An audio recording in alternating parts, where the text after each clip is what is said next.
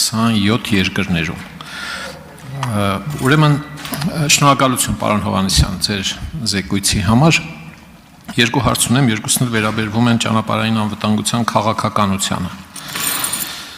Հաճախակի եմ հարցումներ ուղարկում ներքին գործերի նախարարություն կամ ճանապարհային ոստիկանություն առաջ 2-3 ամիս առաջ հարցրեցի, ինձ հետաքրքրեց էլի արագաչափերից որը տարեկան ինչքան խախտում է արձանագրում 23-24 թվերի մասին էր հարցս պատասխան եկա որ նման վիճակագրություն չենք վարում ունենք ընդհանուր թիվը ճանապարհի արագաչափերի արձանագրած խախտումների բայց թե կոնկրետ որ մեկը ինչ քանակի խախտում է արձանագրել ինձ իրականում հետաքրքիր էր թե որ հատվածներում է Հայաստանի եւ ենթադրում էի որ ոստիկանությունը կամ ճանապարհային ոստիկանությունը պիտի շահագրգիռ լինի ոչ թե տուգանքների կամ այդ խախտումների արձանագրման մասով այլ ընդհանրապես ճանապարհային անվտանգության աստիճանի բարձրացման հարցում այդպիսի զարմանալի պատասխան ստացա որ նման վիճակագրություն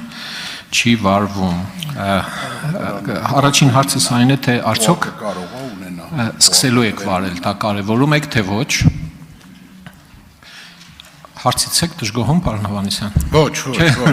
ուղղակի առաջին հարցին ես մտածեցի հնարավորապոակը ունենա Հնարավոր է հա ինչու՞ չէ Երկրորդ հարցը Գյումրի 10 տարեկան հարց է երկրորդ հարցը Գյումրի-Երևան է հյուսիս-հարավ ճանապարհի շինարարության ընթացքում դա մեզ վարորդներիս համար դժոխքի է վերածել այդ ճանապարհը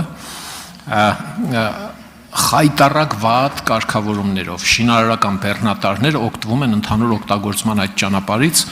պետական մայրուղուց հոսքից եթե որևէ մեկը կարգով քշի այդ ճանապարհը մինչև վերջերս 3.5-4 ժամում պիտի հասներ ձեզ հայտնի է որ բոլորը խախտում են անխտիր բոլորը խախտում են այդ կարգավորումները Սա արդար համարում եք թե ոչ տուգանվում են հատուկենտները ձեր նշած թվերը 2700 ուրեմն 2300 հանդիպակաց գոտի դուրս գալը եւ 27000 արագության գերազանցումը օրական է տեղի ունենում այդ 100 կիլոմետրի վրա Գյումրի աշտարակի էլի հատուկենտները ում փախտը չի բերում տուգանվում են ում փախտը բերում է չի տուգանվում Սա արդար համարում եք թե ոչ սա քաղաքական հարց է էլի վիճակագրություն չեմ հարցնում շնորհակալություն Պարոն Բարսեղյան իհարկե եթե նման նախադեպ կա արդար չեմ կարող համարել ոնց կարող է բարեկը ոստիկանը տեսնի խախտումը եւ չգրանցի եւ չգիտեմ ունենք այդ կարգի մենք խնդիր հնարավոր է այդ պահին տեղում չլինեն հնարավոր է չնկատեն բայց նկատելու դեպքում չի կարող լինեն այնքան խիստ է դրված այսօրվա չեմ ཐակցնում յուրաքանչյուր կոնկրետ ճանապարհի հետ կապված որ դուք շեշտում եք մեկ դժբախտ ցաներ հետևանքով դեպքեր ենք ունեցել տասնյակ զոհերով նախորդ տարի եթե չեմ սխալվում չէ դա մեր ուշադրության կենտրոնում է եւ չենք կարող մատերի արանքով նայել նման դեպքերին եւ ընդհանրապես յուրաքանչյուր դեպք ինչ որ թյուր կարծիք կա որ ոստիկանությունը հնարավոր է արդեն sense ասած սովորական երևույթ լինի դեպքերին նայել բայց ցանկացած դեպք որը կապված է մահվան հետ կլինի դա վթար, կլինի դժբախտ պատահար, ինքնասպանություն, սպանություն, ամեն օրվա մեր քննարկման առարկան է, ամեն առավոտյան յուրաքանչյուր դեպք քննարկում ենք, յուրաքանչյուր դեպքով քննարկումներ են լինում, հետևանքների հետ կապված, պատճառների հետ կապված, իհարկե ձեր հարցի հետ կապված Արդեն ինձ մոտ նշում կատարեցի, եթե ունենք խնդիր այդ տարածաշրջանում նման խնդիր, կշտկենք։ Հասկացա, երկրորդ հարցից հետ կապված։ Ես բարեկային ծառայության մասին ի նկատի չունեի ասելով, դա թե կոռումպացվել են, մեկին լավություն են անում, մեկին վատություն, բոլորովին դա ի նկատի չունեի։ Ակնհայտ է եւ աներկբա է, որ այդ ճանապարհի վրա բոլորը խախտում են, որտեղ կարգավորումներն աննորմալ են։ 30, 50 եւ հիմա այդ նոր բացված Ազատան Թալին հատվածում երկկողմանի ճանապարհը բացված է, կահավորված է եւ այլն, բայց արագության առավելագույն սահմանափակումը 70 է սահմանված հիմա։ Իսկ սա հանգեցնում է անընդհատ խախտումների եւ բարեկային ծառայությունը բնականաբար իր ունեցած հզորություններով չի կարող ամբողջ այս խախտումները արձանագրել եւ պատասխանատվություն ձևակերպել։ Հիմա հարցս հետևյալն է, թե ոստիկանությունը այդ կարգավորումները ինչու են նորմալ համարում։ Ես հասկանում եմ, որ ձեր որոշելիքը չէ, որտեղ ինչ նշան դնել եւ այլն կամ գծանշում անել։ Պետք է որ հաղորդակից լինեն պետական հաստատությունները, ներքին գործերի նախարարությունը, ՏԿՆ-ը, ճանապարհային դեպարտամենտը եւ այլն։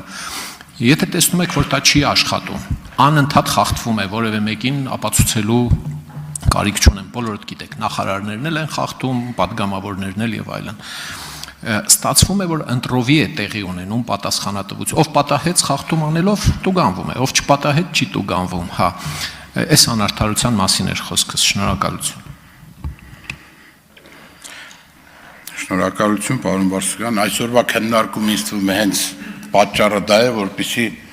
կարողանանք այդ հարցերի լուծումները գտնել։ Շնորհակալություն, պարոն Հովհաննիսյան, պարոն Բարսեղյան, ես կարծում եմ ձեր հնչեցած հարցը ավելի շատ ազգային կառավարման եւ ենթակառուցվածքների նախարարությանն է, որովհետեւ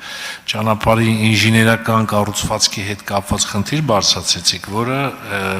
ճանապարհի թողունակությունը եւ իր կառուցվածքը երևի թե չեն համապատասխանում որոշ տեղերում, ինչը բերում է նաեւ իրավախախտումների քանակի աճին։ Պարոն Խաչատրյան, կարծում եմ Տիկին Ղալեչյանը, կներեք, Տիկին Ղալեչյանը ֆիքսեց այս խնդիրը եւ այս խնդրի մասին Գյումրի-Երևան ճանապարհատվածի մասին առանձին անդրադարձ կկատարի։ Ընդամենը մեկ նախադասություն, խնդրանքս այդ 70 կմ/ժ արագությունը փոխել 110 դարձնելուն չէր վերաբերվում։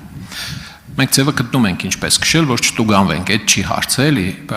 Հարցը այն մասին է, թե այդպիսի քաղաքականություն մշակող երկու կարևոր նախարարությունները այս հարցը մինչև հիմա այսքան խոսվել է, էլի, սրա քաղաքական լուծումը որն է, առաջ որ այդ ճանապարհը սարքված չէր, առավելագույնը 90 կիլոմետր էր, հիմա ընդիր սարքած է, այդ հատվածը 70 է տրած, հասկանում եք, պետք է ինչ-որ մեկը բողոքի, այս մասին էր հարցս, էլի, շնորհակալություն։ Շատ լավ, կարծում եմ այս հարցին մենք պատասխան կունենանք գերատեսչության կողմից։ Խնդրեմ։